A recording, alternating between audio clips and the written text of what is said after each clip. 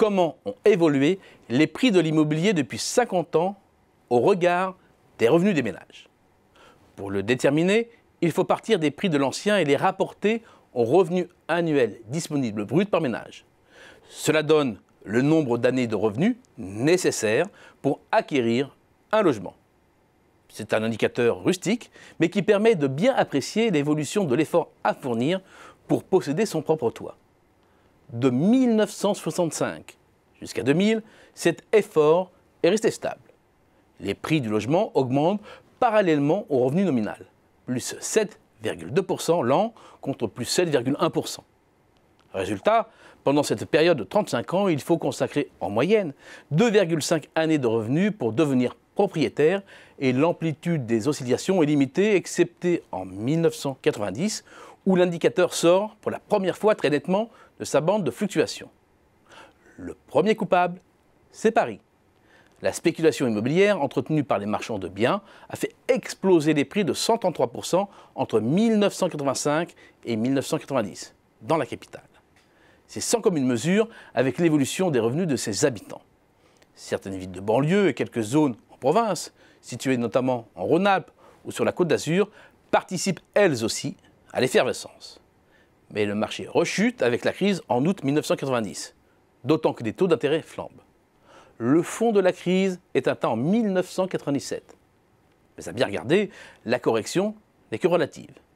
L'indicateur reste bien dans son couloir. Le ratio va ensuite remonter la pente à partir de 1998 et s'échappe une nouvelle fois de son couloir en 2000. Mais cette fois-ci, c'est une sortie définitive. L'indicateur s'envole jusqu'à un premier pic en 2007 à 4,6 années de revenus. C'est la conséquence de deux évolutions. Côté dénominateur, la croissance des revenus s'effectue désormais au ralenti, à moins de 3% en moyenne par an.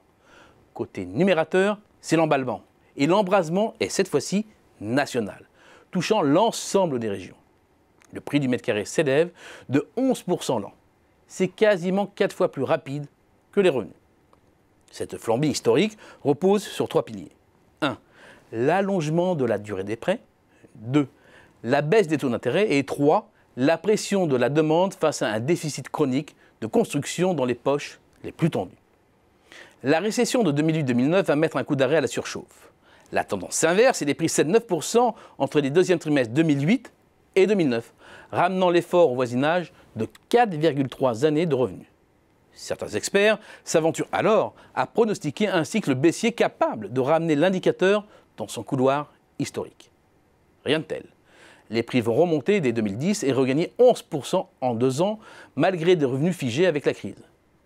L'effort retrouve alors son pic historique de 2012 à 4,6 années. Cela s'explique par le niveau exceptionnellement bas des taux d'intérêt. Mais il y a aussi une forte pression de la demande induite par la quête de rendement positif sur des actifs à faible risque dans un pays qui a un goût immodéré pour la pierre.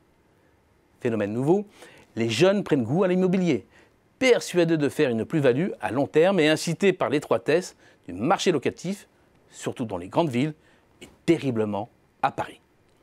La remontée graduelle des taux et les conséquences sur le marché de l'immobilier d'une rechute à répétition de l'activité économique entraînent un reflux de l'indicateur entre 2012 et 2015.